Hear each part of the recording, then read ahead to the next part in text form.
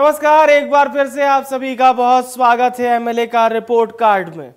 तो मध्य प्रदेश और छत्तीसगढ़ में चुनावी सीजन चल रहा है। ऐसे में सभी पार्टियां लोकतंत्र का पर्व मनाने में जुटी हैं और आज मध्य प्रदेश की आर्थिक राजधानी यानी कि इंदौर की एक और सीट का विश्लेषण करेंगे, क्योंकि हम आप सभी दर्शकों के लिए इंदौर की सभी 9 विधानसभा सीटों का चुनावी विश्लेषण लेकर आ रहे हैं। अब तक आपने इंदौर 1, इंदौर 3, इंदौर 4 और इंदौर 5 सीट का चुनावी समीकरण जाना। आज एमएलए का रिपोर्ट कार्ड में आपको हम बताएंगे कि आपके क्षेत्र में आखिर नेताजी ने कितना विकास किया, दिखाएंगे आपकी इस विधानसभा सीट का पूरा इतिहास और क्या है क्षेत्र की जनता का रिएक्शन। साथ ही ये भी दिखाएंगे कि टेलीफोनिक और ग्राउंड जीरो के जरिए हमारी चुनावी टीम के सहयोगियों का सबसे सटीक ओपिनियन पोल।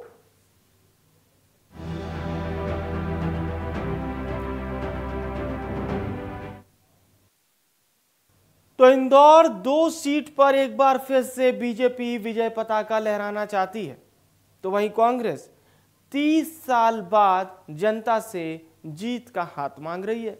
क्या है इंदौर सीट का संपूर्ण सियासी इतिहास, इस शो के प्रोड्यूसर शुभम द्विवेदी की इस स्पेशल रिपोर्ट के जरिए हम समझते हैं।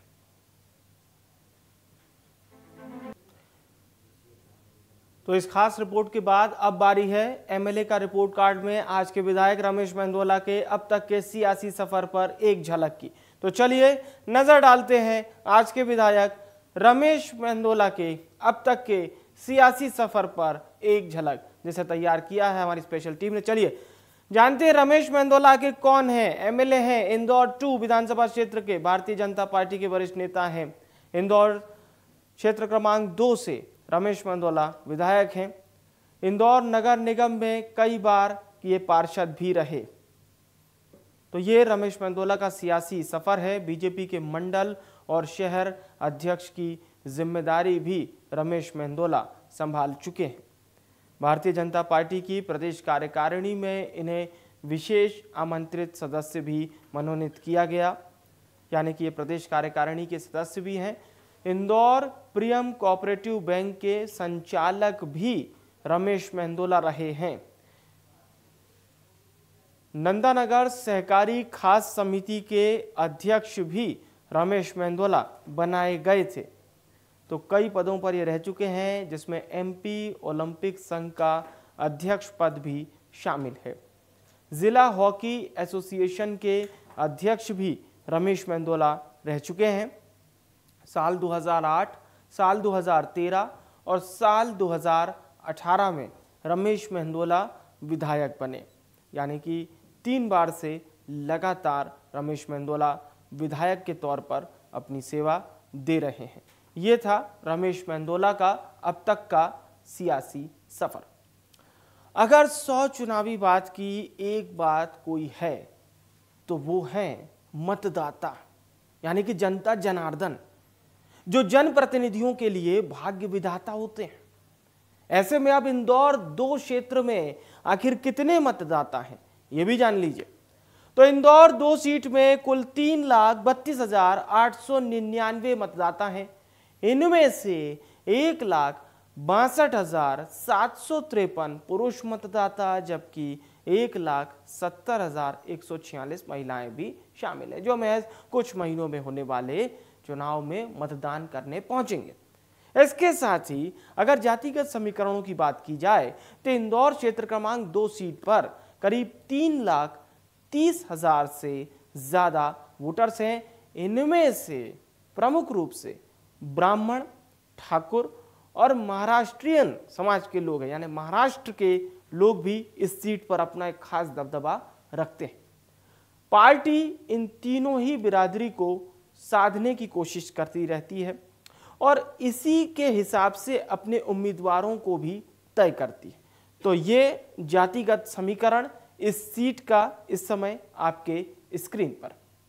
इंदौर क्षेत्र क्रमांक 2 विधानसभा सीट के चुनावी समीकरण पर भी अब एक नज़र हम डालते हैं और समझने की कोशिश करते हैं इंदौर 2 विधानसभा सीट का चुनावी समीकरण आखिर क्या कहता है और साल दर साल के हिसाब से वो चुनावी समीकरण अब आपकी स्क्रीन पर आने वाला है। तो सबसे पहले हम बात करेंगे साल 2018 के चुनावी परिणाम की। तो चलिए ग्राफिक्स के जरिए जानते हैं कि इंदौर जिले की इंदौर क्रमांक 2 विधानसभा सीट का आखिर चुनावी समीकरण क्या है। भारतीय जनता पार्टी से प्रत्याशी थे रमेश मेंदोला, 64% मत रमेश मेंदोला को मिले थे। साल 2018 में कांग्रेस से प्रत्याशी थे मोहन सिंह सेंगर, इन्हें मत मिले थे 31%, ये दूसरे स्थान पर रहे थे। लेकिन अंतर देखिए, रमेश मेंदोला को साल 2018 में जहां मत मिलते हैं 64%, वहीं कांग्रेस के मोहन सिंह सेंगर को मात्र 31% मत ही मिल पाते हैं, यानी कि रमेश मेंदोला के कुल मतों का आधा भी कांग्रेस को नहीं मिल पाया। अब बात करेंगे साल 2013 की। तो यहां से भारतीय जनता पार्टी के प्रत्याशी रमेश मेंदोला ही थे। रमेश मेंदोला को उस वक्त जो मत मिले थे वो था उसका आंकड़ा 74% और कांग्रेस से छोटू शुक्ला को मत मिले थे 23%। ये अंतर साल 2018 के अंतर से बहुत बड़ा है, तकरीबन 3 गुना। आप अंतर को स्क्रीन पर समझ सकते हैं। कांग्रेस को 23% मत मिला जबकि बीजेपी को 74%।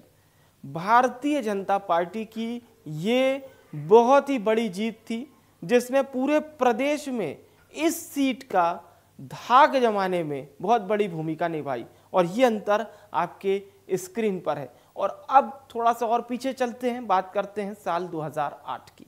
तो साल 2008 में यही रमेश मेंदोला भारतीय जनता पार्टी का परचम लहरा रहे थे और चुनावी परिणाम भी बीजेपी के पक्ष में आया।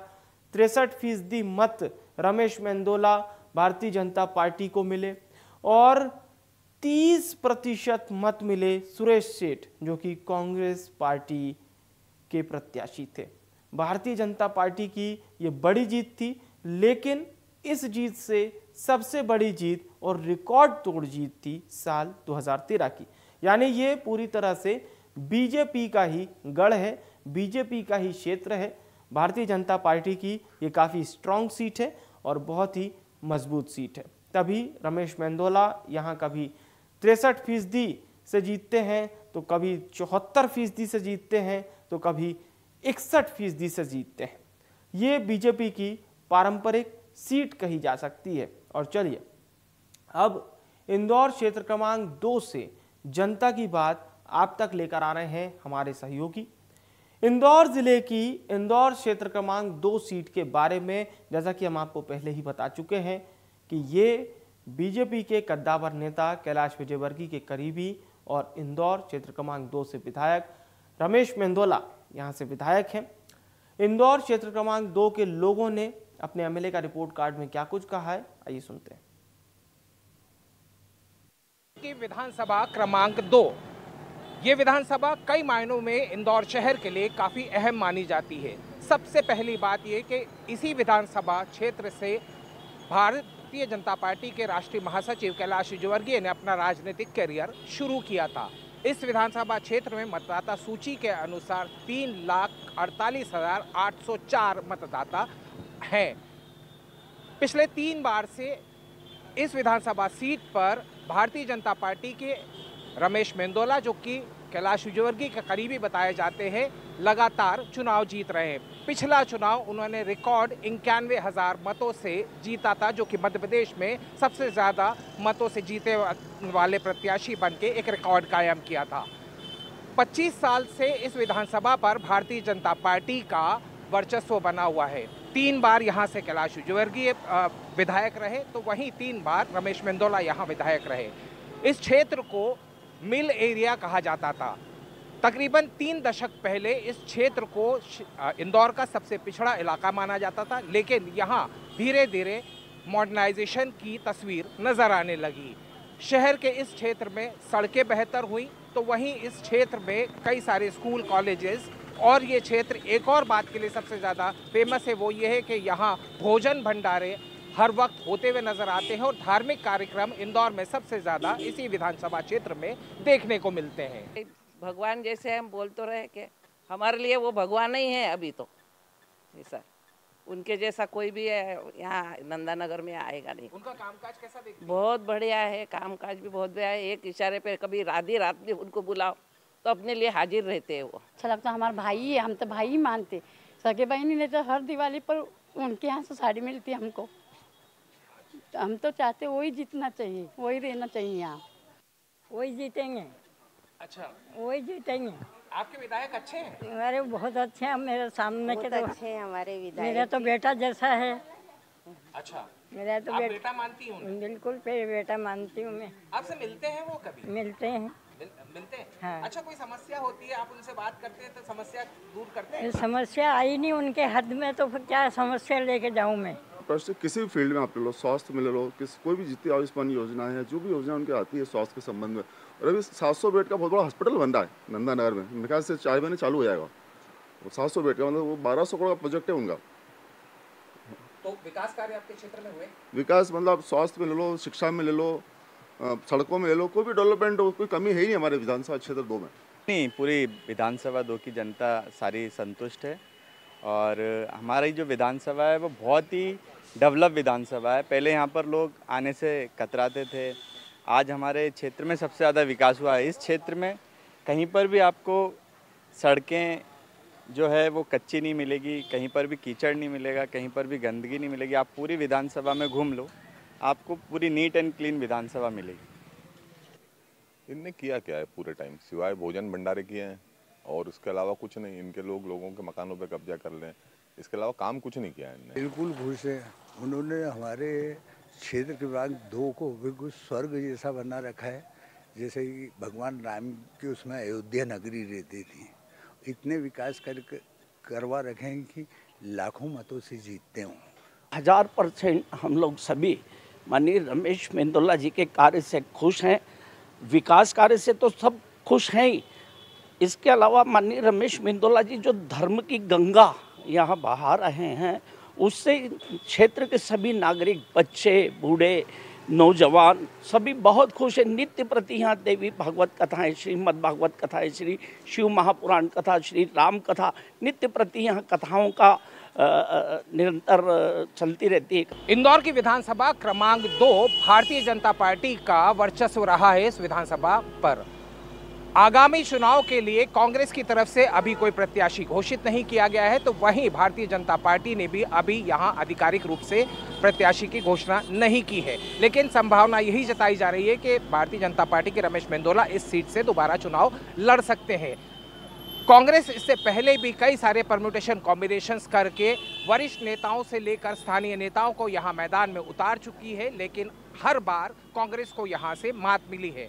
लगातार 3 बार कैलाश विजयवर्गीय विधायक रहे तो 3 बार रमेश मेंदोला यहां से विधायक रहे। कांग्रेस के बड़े नेताओं की फहरिस्त में सुरेश सेठ का नाम शामिल है, तो स्थानीय नेताओं की फहरिस्त में छोटू शुक्ला यहां से आजमाइश कर चुके हैं। और वहीं पिछले चुनाव में मोहन सेंगर को कांग्रेस ने टिकट दिया था। कांग्रेस की चुनौती इस बार यहां के टिकट को फाइनल करने के लिए रहेगी, तो वहीं इस बार उम्मीदें यही जताई जा रही हैं कि मुकाबला जो है काफ़ी हद तक टकराव वाला हो सकता है। लेकिन आने वाले वक्त में ये देखना होगा कि भारतीय जनता पार्टी का ये गढ़ में कांग्रेस सेंध लगाने में कामयाब होती है या। तो ये इस सीट की पूरी जानकारी थी, जिसे आपने स्पेशल रिपोर्ट और हमारे जो सहयोगी हैं एहतियाब शेख, उन्होंने आम जनता की राय लेकर आप तक पहुंचाया। तो इस आंतरिक सर्वे में हमने जनता से कई तरह के सवाल किए और जनता से जो हमने सबसे पहला सवाल किया उसे आपके सामने लाते हैं। दरअसल इस सर्वे को तैयार कराने के लिए हमने एक बड़े सैंपल का सहारा लिया और इसी के हिसाब से हमने जनता से सवाल किए। तो चलिए शुरू करते हैं। सवाल नंबर 1 था, क्या आप अपने क्षेत्र के विधायक के कामकाज से खुश हैं? हाँ कहने वाली जनता बहुत ज़्यादा है। 85% से ज़्यादा जनता कहती है हाँ, जबकि नहीं कहने वाली जनता थोड़ी कम है या इस आंकड़े के मुकाबले तो बहुत कम है। नहीं कहने वाली जनता है मात्र 14% और कह नहीं सकते वाले लोग बहुत कम 0.56%। यानी कि इस सीट पर हाँ कहने वाले जो सदस्य हैं, जो जनता है, वो सबसे ज़्यादा है, जो कि अपने क्षेत्र के विधायक के मौजूदा कामकाज से खुश है। और चलिए अब रुक करते हैं सवाल नंबर 2 का। तो सवाल नंबर 2 हमने जनता से किया और वो सवाल था जिसमें हमने जनता से ये पूछा कि क्या आप अपने क्षेत्र के विधायक को दोबारा चुनना चाहेंगे। इसमें हाँ कहने वाली जनता थी 83% से ज़्यादा, नहीं कहने वाली जनता थी 13% से ज़्यादा और कह नहीं सकते वाली जनता थी 3% से ज़्यादा। ये पहला सवाल था कि क्या आप अपने मौजूदा विधायक के कामकाज से खुश हैं। ये कहने वाली जनता थी 80% से ज़्यादा। और ये सवाल जो हमने किया जिसमें हमने ये पूछा कि क्या आप अपने मौजूदा विधायक को दोबारा चुनना चाहेंगे, तो 83% से ज़्यादा जनता कहती है कि हाँ, हम दोबारा इन्हीं विधायक को चुनना चाहेंगे। इस विधानसभा क्षेत्र के लोगों से हमने जो तीसरा सवाल किया था वो सवाल था कि अगर आपका विधायक उम्मीदवार मान लीजिए बदल दिया जाए तो क्या तब भी आप उसी पार्टी को वोट देंगे। ऐसे में हाँ कहने वाली जो जनता थी वो थी 59.10% जनता ने कहा कि हाँ। नहीं कहने वाले लोग थे 22.13% और जबकि कह नहीं सकते वाले लोग थे 18.77%। यानी कि यहाँ पर भी हाँ कहने वाली जनता का प्रतिशत ज़्यादा है। और इंडिया न्यूज़ ने अपने आंतरिक सर्वे में जो चौथा सवाल रखा, सवाल नंबर 4 कुछ यूं था कि आने वाले विधानसभा चुनाव में आप किस आधार पर वोट देंगे, आपके वोट देने का आधार आखिर क्या होगा। पीएम मोदी के नाम पर 36.41% जनता ने हामी भरी है। यानी कि 36.41% जनता कह रही है कि हम पीएम मोदी के नाम पर वोट करेंगे। मुख्यमंत्री के कामकाज के आधार पर हाँ कहने वाली जनता है 5.88%। स्थानीय विधायक के कामकाज पर मुहर लगाने वाली जनता है तकरीबन 37%, जबकि पार्टी के आधार पर कहने वाली जनता है 17.09% और इनमें से कोई नहीं वाली जनता है 3% से ज्यादा। तो ये वो तमाम सवाल थे जिसे हमने जनता से पूछा। और अब एमएलए का रिपोर्ट कार्ड के लिए पांचवा और आखिरी सवाल भी 2024 के आम चुनाव के साथ 2023 के विधानसभा चुनाव के लिए बहुत ही ज्यादा महत्वपूर्ण था। हमने पूछा कि क्या विधानसभा चुनाव में भी मोदी फैक्टर काम करेगा। इसमें हाँ कहने वाली जनता थी 77% से ज्यादा, नहीं कहने वाली जनता थी 12% से ज्यादा और कह नहीं सकते वाली जनता थी 10% से ज्यादा। यानी कि इंदौर क्षेत्र क्रमांक 2 सीट पर मोदी फैक्टर पर मुहर लगाने वाली जनता है 77% से ज्यादा। यानी कि इस सर्वे का डेटा बता रहा है कि मध्य प्रदेश में फिलहाल मोदी मैजिक जारी है और बीजेपी के लोगों की पीएम मोदी को ही अपना लीडर मानते हैं। और हमारे आंतरिक सर्वे में जनता भी लगभग इसी बात की दुहाई दे रही है। तो आपने देखा हमारा इंटरनल सर्वे, इंडिया न्यूज़ के आंतरिक सर्वे के आधार पर और जनता जनार्दन की बातों को ध्यान में रखते हुए और हमारी चुनावी टीम के सदस्यों के ग्राउंड जीरो से दिए गए इनपुट के आधार पर अब एमएलए का रिपोर्ट कार्ड का रिजल्ट बताने का वक्त आ चुका है।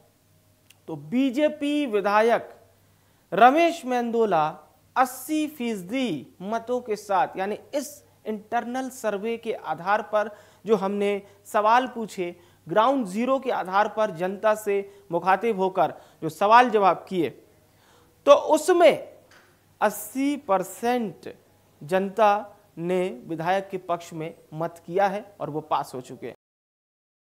बहरहाल इस क्षेत्र की जनता ने हमारे इंटरनल सर्वे में मौजूदा विधायक रमेश मेंदोला को पास कर दिया है और अब वक्त हो चला है आपसे विदा लेने का।